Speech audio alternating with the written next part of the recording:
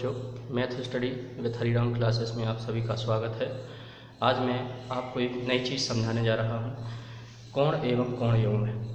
यह कोण कक्षा 6वीं से लेकर 8वीं तक के बच्चों के लिए बहुत महत्वपूर्ण चीज़ है और जिनका बेसिक कमज़ोर होता है, तो ऐसे 9th 10th क्लास के भी बच्चे इसको बड़ी सावधानी से समझ सकते हैं, क्योंकि ये चीज़ आगे तक आपके काम में आने वाली है। तो सबसे पहले तो मैं आपको कोण की परिभाषा समझाता हूँ। कोण क्या है? दो किरणों से बनी आकृति। ये दो किरणें हैं। किरणों में हमेशा ये ध्यान रखिए, एक और तीर होता है और एक भुजा, इसका उभयनिष्ठ बिंदु, दोनों किरणों का। ठीक, तो दो किरणों से बनी आकृति जिनका एक उभयनिष्ठ बिंदु होता है, ये उभयनिष्ठ बिंदु है, कोण कहलाता है। कोण में दो भुजाएं और एक शीर्ष होता है। ठीक, अब क्योंकि मैंने क्या कहा है, कोण एवं कोण युग्म समझाना है। अब मैं चलता हूँ आगे कोण के प्रकार। कोण के प्रकार तो कुछ जो मुख्य रूप से कोण के प्रकार होते हैं उनको देखते हैं। सबसे पहले तो नंबर 1 होता है न्यून कोण। न्यून कोण, तो न्यून कोण की परिभाषा क्या होती है? वह कोण जिसकी माप 0 अंश एवं 90 अंश के बीच हो, क्या कहलाता है? न्यून कोण कहलाता है।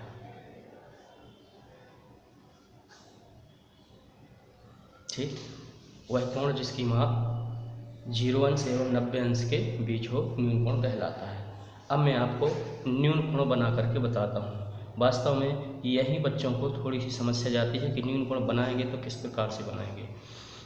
तो ये थोड़ा ये ध्यान देना कि हमने एक रेखा किरण खींच ली है। यदि हम इसको केंद्र मानते हैं, दोनों तरफ केंद्र मान सकते हैं, यदि जिस तरफ तीर बन गया उस तरफ केंद्र नहीं मानना है। चांदे को हम इस प्रकार से रखते हैं कि जो केंद्र होता है चांदे का, उस बिंदु पर रखना है और चांदे से की जो आधार रेखा होती है इस तीर वाली रेखा के समानांतर, मतलब उसके संपाती हो जाए, इसको ढक ले पूरा, ये ध्यान देना है। अब हमें न्यून कोण बनाना है, क्योंकि हम देख रहे हैं ये 0 अंश है और ये 90 अंश है। अब परिभाषा में क्या लिखा हमने? 0 अंश और 90 अंश के बीच। तो आप 0 अंश और 90 अंश के बीच में जितने चाहे अंश का कोण बना सकते हैं। क्योंकि न्यून कोण बनाना है तो मान लो ये लिखा है 50, तो हमने 50 के सामने बिंदु लगा दिया ये। ठीक, अब हम इस केंद्र को इस बिंदु से मिलाते हैं, इस प्रकार से इस केंद्र को इस बिंदु से हमने मिला दिया।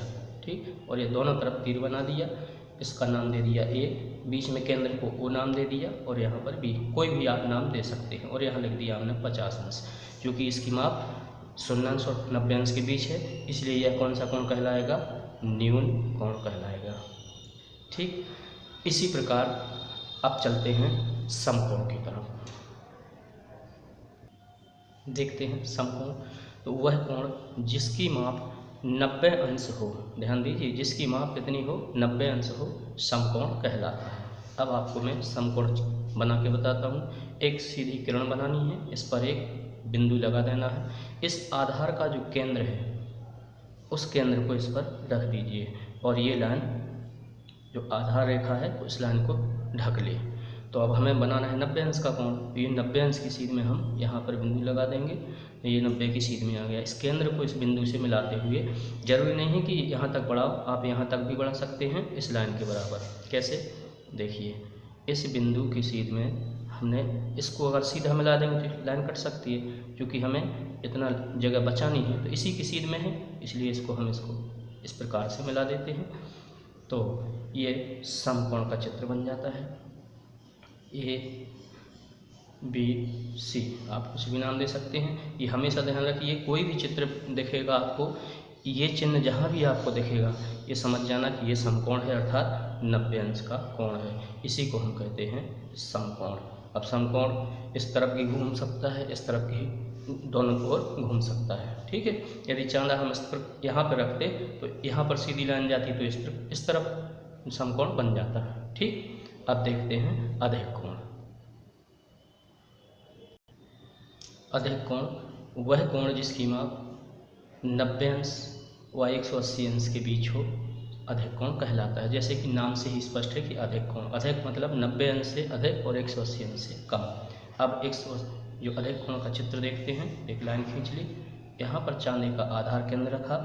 अब ये ध्यान दीजिएगा कि जो अधिक कोण होता है 90 से अधिक, क्योंकि ये लाइन तीर वाली लाइन इस तरफ जा रही है, तो हमें ये देखना है कि 90 से अधिक होना चाहिए। तो 90 से अधिक कैसे होगा, 90 के तो ये है 90 से अधिक आप 110 भी बना सकते हैं, 120 भी बना सकते हैं। मान लो हमने 120 के सामने बिंदु लगा दिया, ठीक है।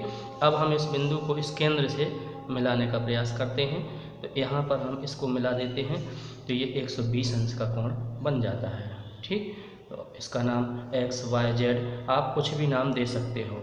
तो ये 90 से ज़्यादा यदि चौड़ा दिखेगा आपको तो समझ जाना यह अधिक कोण है। जो सीधी खड़ी लाइन है वो 90 अंश है, और यदि उससे झुकी हुई है तो समझ जाना कि ये न्यून कोण है। क्योंकि चित्र देखकर भी आप स्पष्ट कर सकते हैं कि 90 से झुका हुआ है यानी न्यून कोण है, सीधी खड़ी लाइन है 90 अंश है। यदि सीधी खड़ी लाइन से यदि चौड़ाई में है तो यह समझ जाना कि यह अधिक कोण है। अब देखते हैं ऋजु कोण या सरल कोण।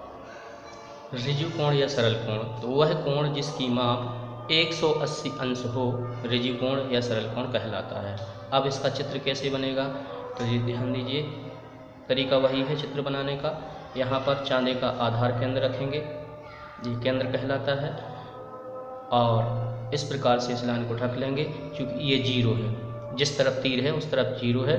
फिर यहाँ से हमें क्योंकि 180 अंश की माप कहा है तो जीरो अंदर वाली लाइन में, तो अंदर वाली लाइन में हम देखेंगे कि 180 कहाँ आ रहा है, विपरीत ओर में, ठीक। तो हम क्या करेंगे, इस लाइन को हम इस तरफ के 180 अंश के सामने बिंदु लगा देंगे और इस केंद्र से ही इसको मिलाना है। कैसे, इस प्रकार से हम इसको मिला देंगे और इसको थोड़ा सा आगे बढ़ा देंगे, तो ये जो कोण बनेगा सीधी सरल रेखा बन जाती है और इस पर ये चांदी की आकार बन जाता है।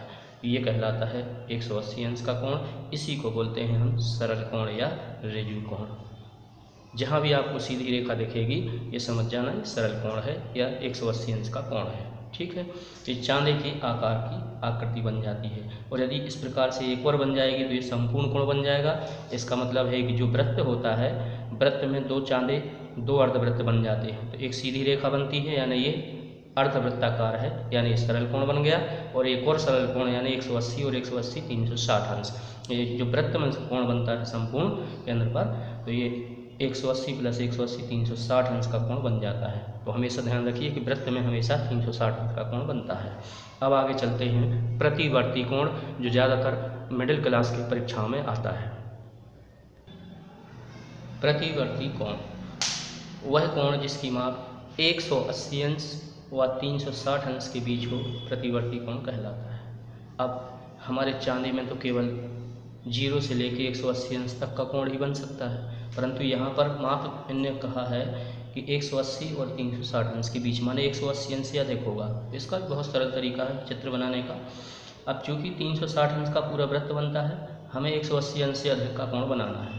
तो इसके लिए हम क्या करते हैं, सबसे पहले इस पर हम एक न्यून कोण की रचना करते हैं। वो कैसे, जैसे हमने न्यून कोण में 80 अंश की रचना कर दी, ठीक है, या मान लो ठीक है 80 अंश की रचना, ठीक। 80 अंश की रचना में ये तो हो गया न्यून कोण, परंतु हमें बनाना है प्रतिवर्ती कोण।